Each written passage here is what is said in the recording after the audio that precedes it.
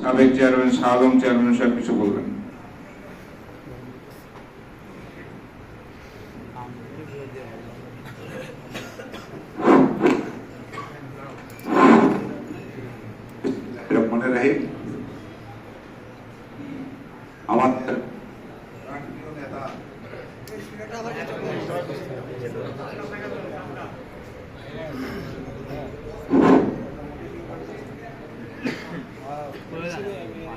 আমাদের প্রাণপ্রিয় নেতা ডক্টর খন্দকার মোশাররফ হোসেন স্যার আল্লাহর রহমতে আমাদের মাঝে এখন এত কাছে আছেন।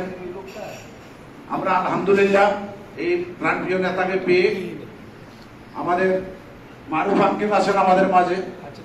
আসলে আমরা এতদিন কিন্তু পদ পদবি নিয়ে অনেকেই দৌড়াদৌড়ি করেছি, অনেক কিছু করেছি, কিন্তু প্রত্যেকটি ওয়ার্ডে, প্রত্যেকটি ইউনিয়নে ওয়ার্ড কমিটি আছে। আমরা যারা ওয়ার্ড কমিটিতে সংযুক্ত হয়েছি, আমি মনে করি এখন আর আমরা ওয়ার্ড কমিটির লোকজন ঘরে বসে থাকার সময় নাই। কারণ আমরা প্রত্যেকটা ওয়ার্ডের কমিটি, যদি আমরা ওয়ার্ডে ওয়ার্ডে যাইয়া, প্রত্যেকের ঘরে ঘরে যাইয়া আমরা আমাদের ভোট চাইতে হবে। এবং আমাদের যে মিউনিসিপালিটি আছে এরা কিন্তু ঘরে বসে নাই, তারা মহিলা পর্যন্ত সংযুক্ত করেছে। মহিলারা প্রত্যেক ঘরে ঘরে যাইয়া তারা ক্যাম্পাস করতেছে, ভোট চাইতেছে। কিন্তু আসলে আমরা দেখছি আমরা কমিটি নিয়ে ব্যস্ত আছি, কমিটি করার জন্য ব্যস্ত আছি। আসলে এখন আর সেই সময় শেষ, কমিটি হয়েছে।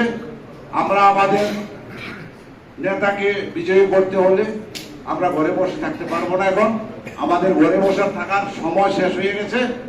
এখন প্রত্যেক ওয়ার্ডে যাইয়া, প্রত্যেক ওয়ার্ডে যারা নেতৃবৃন্দ আছেন তাদের প্রত্যেকটা আমি অনুরোধ করব যে আমরা ওয়ার্ডে ওয়ার্ডে, গ্রামে গ্রামে, ঘরে ঘরে ঢুকতে হবে, ঢুকে আমরা ভোট চাইতে হবে, যাতে আগামী সংসদ নির্বাচনে আমাদের প্রাণপ্রিয় নেতাকে আমরা বিজয় করে আমরা সংসদে পাঠাইতে পারি। আর আমরা সংসদে পাঠাইতে পারলে আমরা দাউদকান্দিতে মন্ত্রী পাবো ইনশাল্লাহ নিশ্চিত। আমরা মন্ত্রী পাবো ইনশাল্লাহ নিশ্চিত।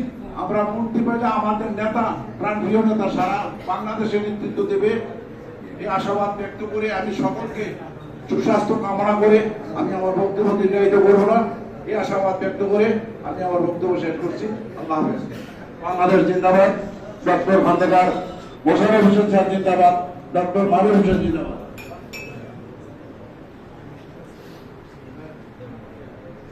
আচ্ছা, আর কেউ বক্তব্য রাখবেন না?